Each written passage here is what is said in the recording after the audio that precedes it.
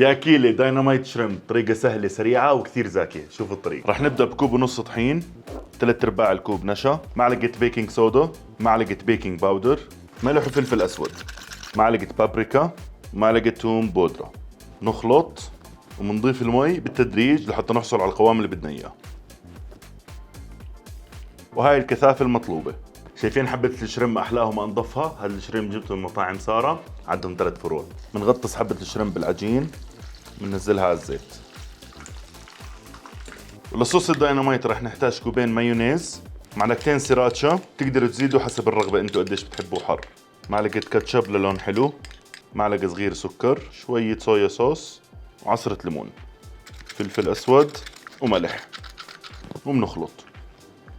بنجيب الشريمب بصحن غميق، بنضيف كمية منيحة من الصوص وبنخلطه.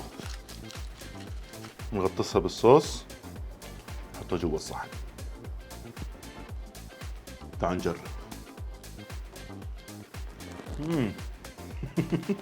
خرافية، جربوها وبس والله.